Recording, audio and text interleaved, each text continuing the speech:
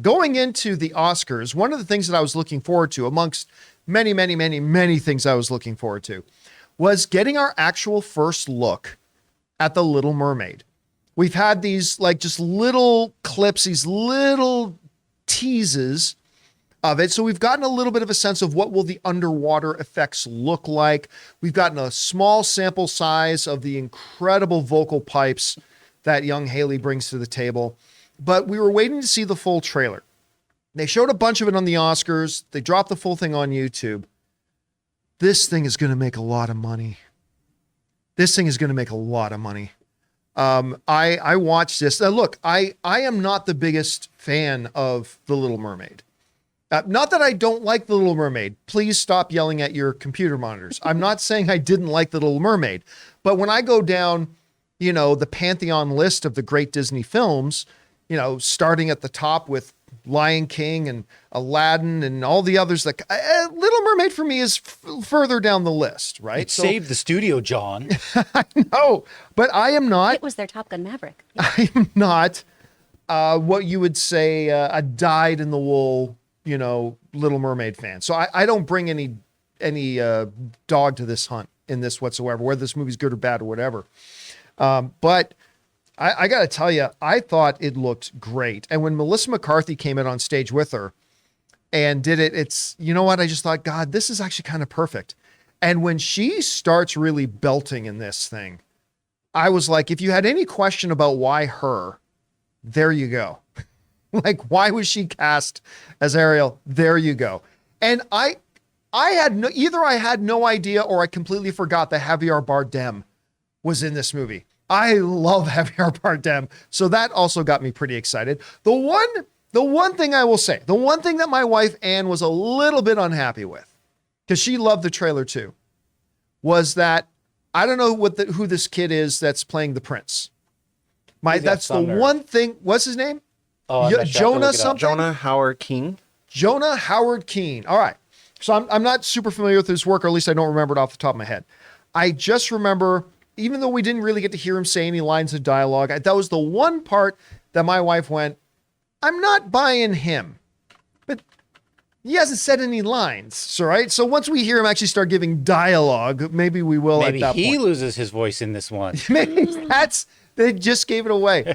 But I'll tell you what, I really like the trailer. Now, how many trailers have I seen that I've loved that I ended up not liking the movies very much? It happens. But as far as just the trailer goes, I'll tell you what, I thought it looked really good. Disney obviously had enough faith in it to put it up in the Oscars and all that kind of stuff. So I liked it. Anyway, Chris, you had a chance to see the trailer for The Little Mermaid. What did you think about it?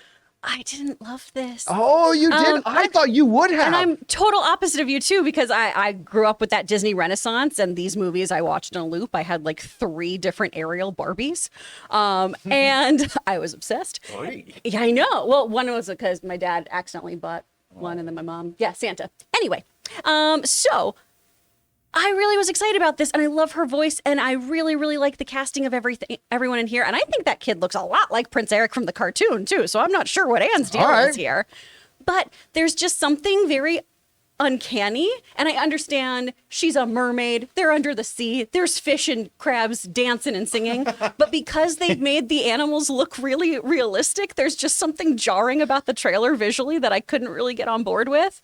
But maybe I'll change my mind once I see. Did you want like the big Sebastian eyes? I kind of did, honestly. I'm not kidding, because with some people, I remember when Lion King came out, like there were people who really wanted the lions to look like animated lions. Yeah.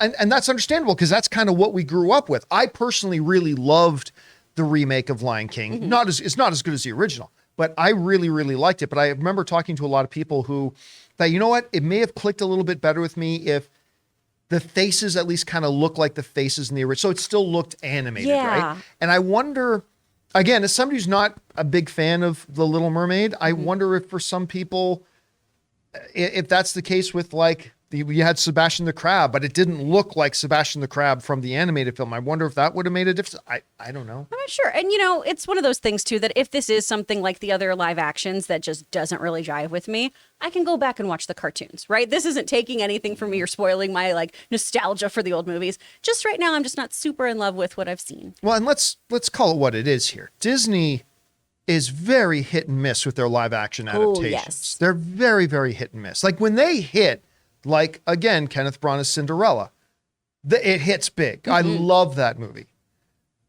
When they do Beauty and the Beast, when they do Maleficent, when they for some reason do Maleficent 2, I mean, they are a mixed bag, right? It's a coin toss about what you're going to get with Disney when they do a live action. I hope this one is one of the good ones, though. Me too. Oh, no. Well, Pinocchio was one of the good ones. No, I'm kidding. Oh my God. Okay. I was like, what happened? Pinocchio was terrible.